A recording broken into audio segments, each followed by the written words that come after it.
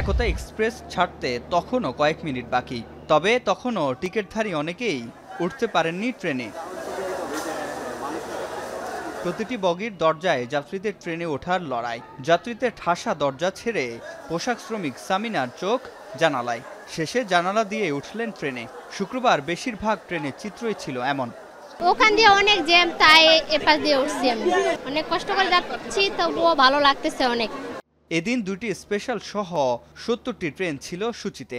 বড় সূচি বিপর্যয় না ঘটলেও কয়েকটি ট্রেন বিলম্বে স্টেশন ছেড়েছে। বেশি দেরি হয়েছে রাজশাহী কমিউটার ট্রেনের। ২.৫ ঘন্টা পর ছাড়ে ট্রেনটি। তবে ঈদ আনন্দে ট্রেনে যাত্রা করতে পেরে খুশি যাত্রীরা। প্রায় ৬ জন আমরা ট্রাই করে একটা মাত্র সিট পাইছি।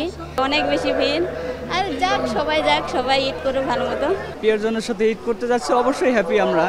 সেক্ষেত্রে সবাই অ্যাডজাস্ট হব, একসাথে আনন্দ ফুর্তি করব, এইটুকুই। ছেলে মেয়ে আছে, বাবা মা আছে, সবার সাথে ঈদ করতে পারে, এই জন্য খুব ভালো লাগতেছে। রেলওয়ে কর্তৃপক্ষ বলছে শুক্রবার ১.৫ লাখ যাত্রী রেলপথে বাড়ি ফিরবে। বাড়তি চাপ সামাল দিতে রাখা হয়েছে ব্যবস্থা।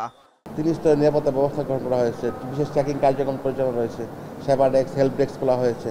সব কিছু কিন্তু সমাজ যাত্রীদের কল্যাণে এবং এটা সুফল সমাজ যাত্রীদের পেতে শুরু করেছেন। আন্তনগর ট্রেন সমূহে আমাদের যে আসন সংখ্যা রয়েছে তার মোট আসনের 25% আসন বিহীন টিকিট দিচ্ছি। এরপরেও যাদের টিকিট দেওয়া সম্ভব হচ্ছে না, তাদের জন্য আমরা লোকাল মেল কমিউটার ট্রেনের ব্যবস্থা রেখেছি।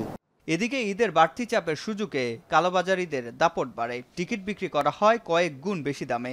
এরকম ১২ জনকে আটক করেছে র্যাব। জব্দ করা হয়েছে ৪০০ থেকে ৫০০টি টিকিট। যারা অনলাইনে টিকিট যখন আপলোড হয় তখন ভুয়া এনআইডি, ভুয়া সিম কার্ড ব্যবহার করে সেই টিকিটগুলি কেটে ফেলে।